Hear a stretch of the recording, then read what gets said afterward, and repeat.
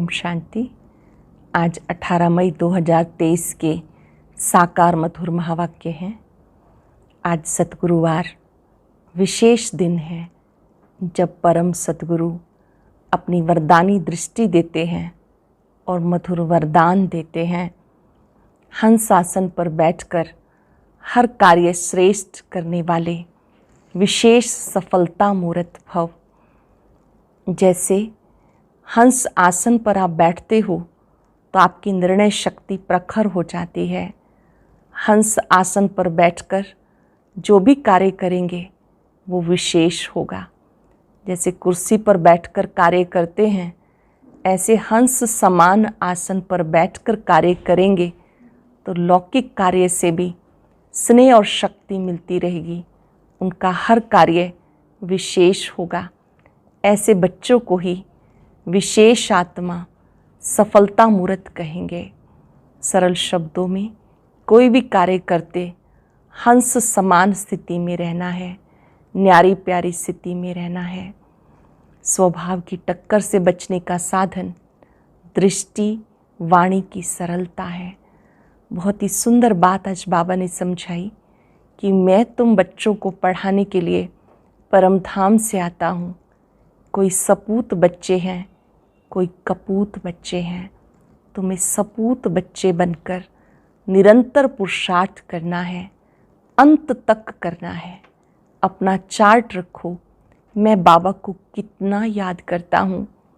जो कुछ इन आँखों से दिखाई देता है उसे भूल जाना है।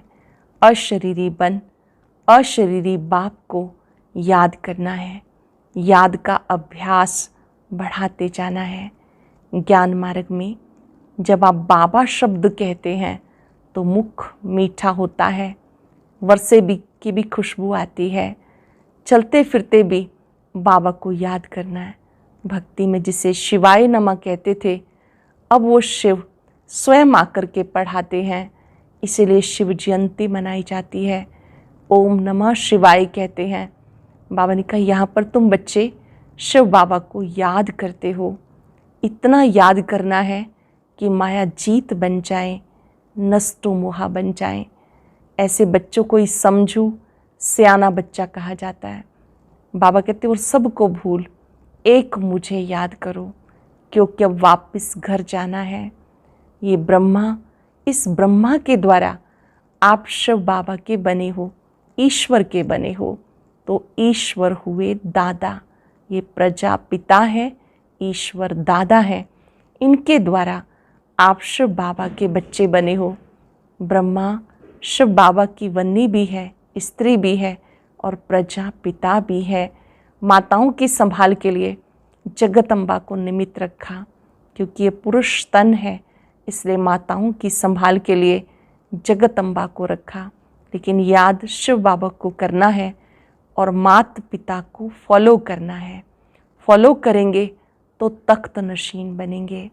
बहुत गुह्य बात बाबा ने बताई कि इस ज्ञान मार्ग में अपने को आत्मा समझने की मेहनत करो। मैं आत्मा हूँ, ये बात भी घड़ी घड़ी भूल जाते हैं। जो बच्चे अपने को आत्मा समझ बाप को याद करते हैं तो इस योग बल से विकर्म विनाश होते हैं। आज चलते फिरते बाबा का वरद हस्त अपने सिर पर अनुभव करेंगे। मैं विशेष सफलता मूर्त आत्मा हूँ। जिन्हें भी देखेंगे उन्हें भी वरदान देंगे। सफलता मूर्त भव, सरल चित भव, निरंतर योगी भव। अब सुनते हैं आज के मधुर महावाक्य आदरणीय बड़े दीदी से। ओम शांति। Good morning. आज सतगुरुवार 18/5/23 के अनमोल मधुर महावाक्य। बाबा कहते मीठे बच्चे, इन आँखों से जो कुछ देखते हो उसे भूलना है। सब शरीरधारियों को भूल अशरीरी बाप को याद करने का अभ्यास करो। प्रश्न है, तुम बच्चों का मुख ज्ञान से मीठा होता, भक्ति से नहीं, क्यों? क्योंकि भक्ति में भगवान को सर्वव्यापी कह दिया। सर्वव्यापी कहने से बाप और वर्षे की बात खत्म हो गई, सारे बाप बन गए। इसलिए वो मुख मीठा नहीं होता। अब तुम बच्चे प्यार से बाबा कहते हो, बाबा माना वर्षा याद आ जाता, इसलिए ज्ञान से मुख मीठा हो जाता। दूसरा, भक्ति मार्ग में खिलौने से खेल दिया है, परिचय नहीं बाप का, तो मुख मीठा कैसे हो। गीत है ओम नमो शिवाय, ओम शांति। शिवाय नमः अथवा नमस्ते भी कहा जाता। नमस्ते हमेशा बड़ों को की जाती है। मनुष्यों का बुद्धि योग पतित पावन बाप के साथ नहीं है। पतित को पावन बनाने वाला एक ही है, उनको कहा जाता है शिवाय नमः। ये भी बुद्धि में आता कि शिव तो निराकार है, अगर शंकर को नमः करेंगे तो शंकर कहेंगे देवताय नमः। शिवाय नमः वो अलग हो गया, शंकर देवताय नमः अलग हो गया। ब्रह्मा देवताय ने कहते हैं, पर ब्रह्मा तो साकार दुनिया में है। तब तक सूक्ष्म बर्तनवासी जब तक ना बने तब तक उनको देवता कहना ना, जब तक सूक्ष्म बर्तनवासी ना बने तब तक उनको देवता कहा न जाए। यहाँ तो है प्रजापिता, जब तक ये प्रजापिता है, मनुष्य तन में है, तब तक इनको देवता नहीं कह सकते। देवता तो सूक्ष्म बर्तनवासी को या जो नई दुनिया सतयुग में रहते हैं उनको कहा जाता है। इससे सिद्ध है कि इस समय जबकि प्रजापिता है तो उनको देवता नहीं कहेंगे। तुमको भी इस समय ब्राह्मण कहा जाए, परंतु तुम दैवी बुद्धि अर्थात देवता बनने के लिए पुरुषार्थ कर रहे हो। देवताओं की तो महिमा है, वह सर्वगुण संपन्न, 16 कला संपूर्ण, संपूर्ण निर्विकारी। और ब्रह्मा विष्णु शंकर की ये महिमा नहीं है। महिमा मनुष्य मात्र की और देवताओं की अलग अलग होती है। प्रेसिडेंट है, उनका पार्ट अपना, प्राइम मिनिस्टर का पार्ट अपना। ड्रामा में पार्ट तो अलग अलग होता है ना। तो जब शिवाय नमः कहते हैं तो शिव बाबा ही है। ब्रह्मा देवताय नमः, विष्णु देवताय नमः अलग है। शिव बाबा को ऐसा नहीं कहेंगे, उनको कहेंगे परमपिता परमात्मा शिव, क्योंकि शिव और शालिग्राम वह छोटे छोटे दिखाते हैं, वह बड़ा है। बाबा ने समझाया कोई भी छोटे बड़े नहीं होते, उनको कहा जाता परमपिता परमात्मा गॉड फादर। ये क्यों कहते हैं? क्योंकि आत्मा शालिग्राम शिव को बाबा कहती है, तो ज़रूर बाप से वर्षा मिलना चाहिए, क्योंकि वो स्वर्ग का रचयिता है।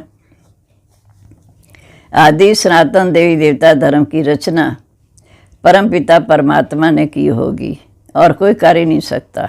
उस बाप को सर्वव्यापी कहने से वर्षे का नाम निशान गुम हो जाता है। जैसे कहते गॉड इज ओमनी प्रेजेंट, हाजिर हजूर। कसम भी जो उठाते हैं वह झूठा।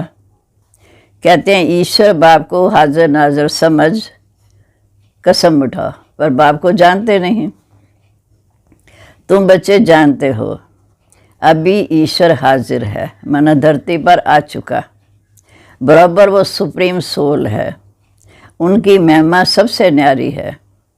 एक तो निराकार है, उसका नाम शिव अर्थात कल्याणकारी। उसका जिस्मानी काम नाम नहीं पढ़ सकता, बाकी सभी के नाम होते हैं जिस्म के।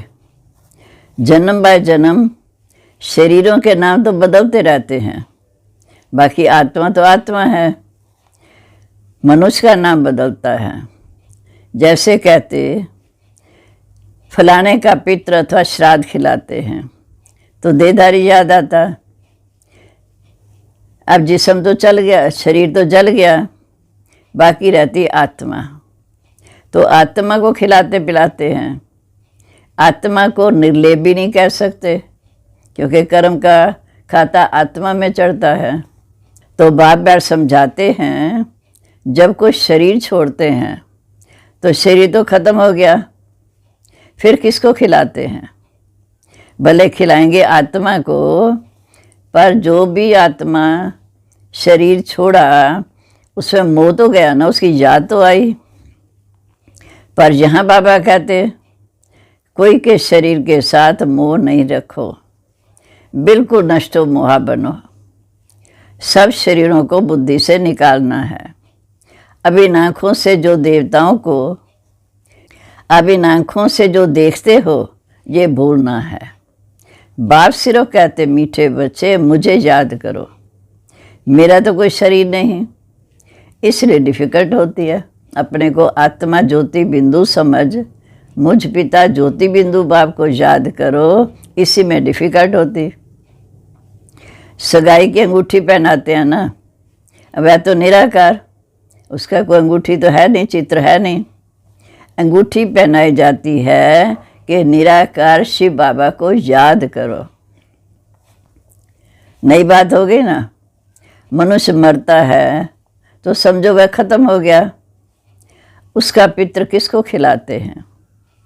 तो ज़रूर उस आत्मा को बुलाते हैं, संस्कार आत्मा ले जाती है।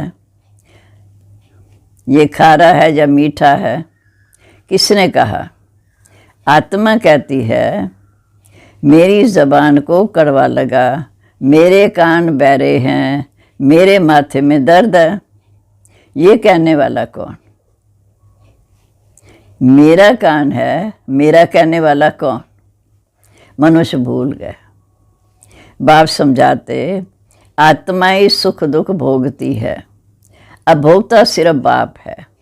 आत्मा जो कर्म करती है उसका फल मिलता है, अब भोगता सिर्फ बाप है। बाप ही बैठ आत्मा का ज्ञान देते हैं। श्री माँ तो एक बाप की है ना, आश्री मत देने वाला रावण, जिसकी मत पर एक दो को दुख देते आए। अब तुम हो ईश्वरी संप्रदाय, एक दो को सुख देने वाले। बाप है सर्व का सद्गति दाता। मनुष्य अपने को सर्वोदय लीडर कहते हैं, परंतु सबका मालिक रचता तो एक ईश्वर कहा जाता। सर्व माना सारी सृष्टि, सारी सृष्टि का सद्गति दाता कोई देहधारी मनुष्य हो नहीं सकता। तो मुख्य बात है पहले सर्वव्यापी का ज्ञान निकालना पड़े बुद्धि से। बाप ने ज़रूर पहले कुछ दिया है, रचता रचना को तो देगा ना। बाप देते हैं स्वर्ग की बादशाही, उस बाप को भूलना नहीं है। यही है मेहनत। अब तुम बच्चे तो बहुत समझदार बने हो, पहले तुम बड़े बेसमझ थे। बाप को सर्वव्यापी कहने से कुछ नहीं मिला। पहले पहले बाप को सिद्ध करना है। वो है परम पिता परमात्मा, परम अक्षर। लौकिक बाप को नहीं दिया जा सकता। परम पिता है परे ते परे, परम धाम में रहने वाला, वो है सुप्रीम। वही मनुष्य सृष्टि का बीज रूप है। बाप बीज है ना, स्त्री को अडाप्ट कर फिर रचना रहते हैं। शिव बाबा कहते मैं भी ब्रह्मा को अडाप्ट करता हूँ, तुम हो मुख वंशावली संतान। ये बाबा मेरी स्त्री है, परंतु चोला तो पुरुष का है ना।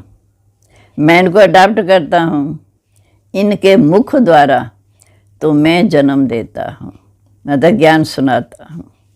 शिव बाबा के बच्चे तो हैं ही, परंतु शिव बाबा ने ब्रह्मा द्वारा नया जन्म दिया। कहते हो ना तुम माता पिता हम बालक तेरे, वह तो निराकार है, माता कैसे हो सकती?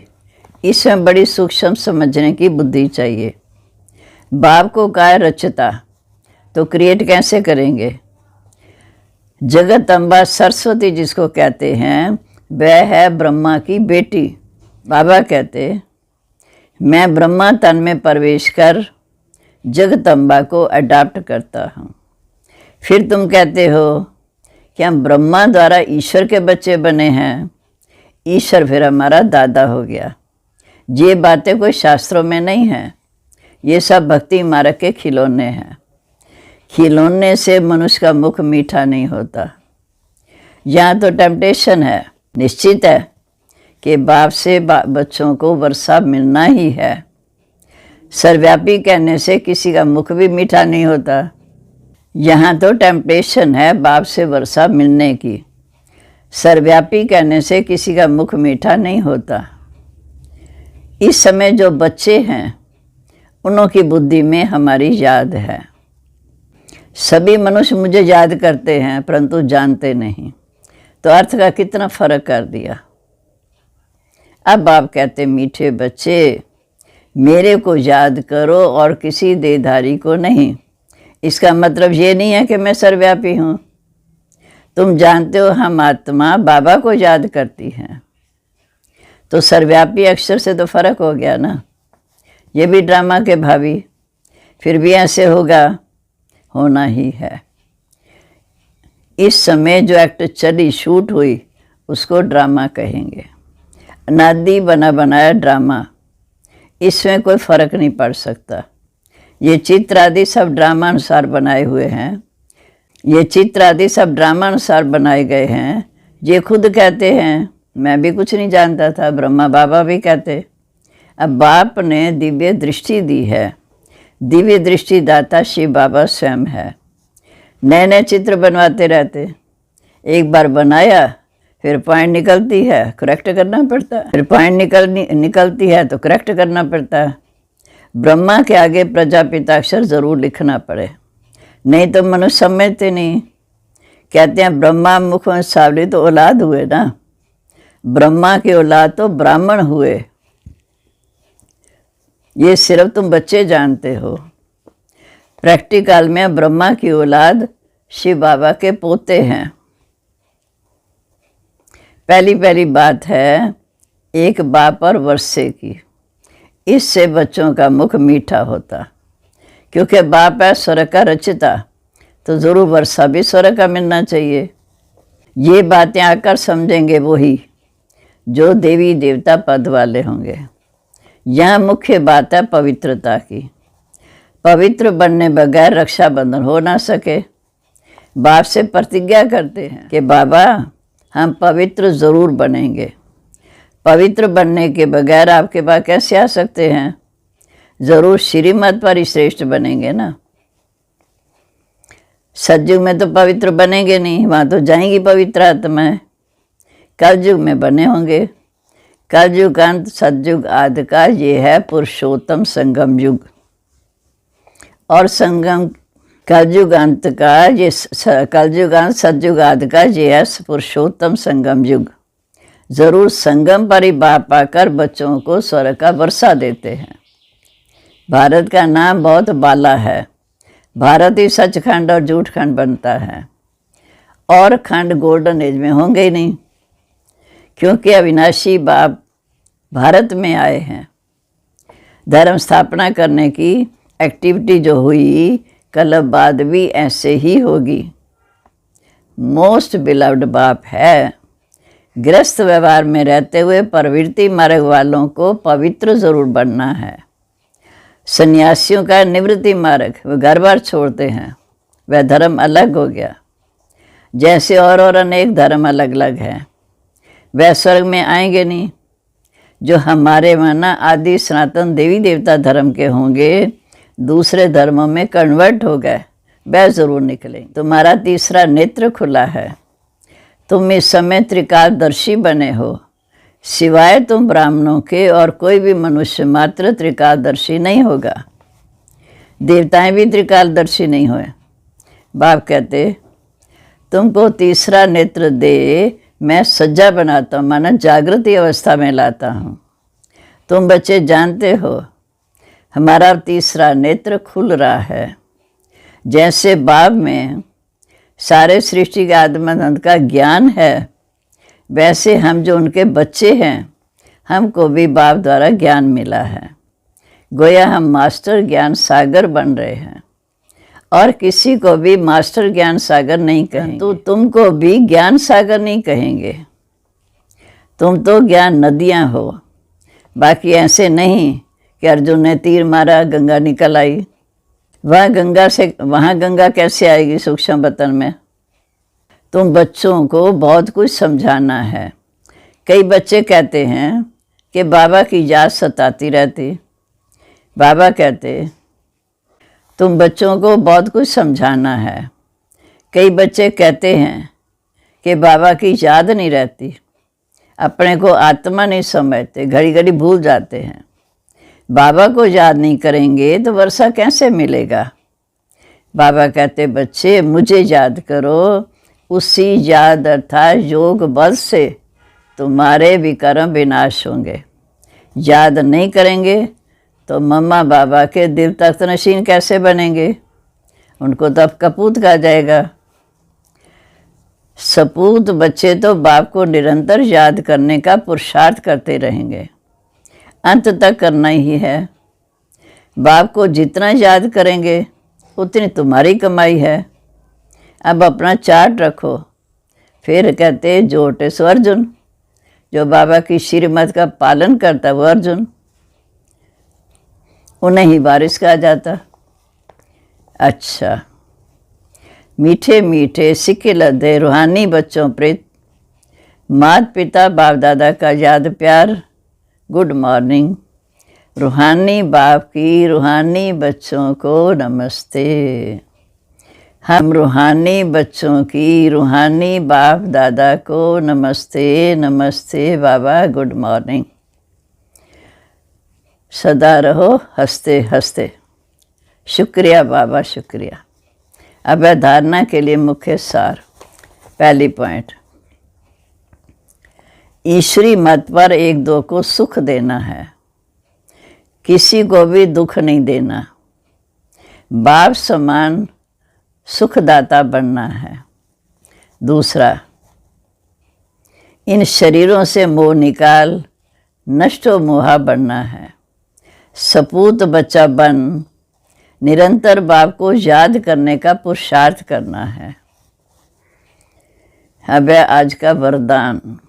सभी बाबा के बच्चों को बाबा का वरदानी हाथ सिर पे महसूस करते हुए इस वरदान को समझना है।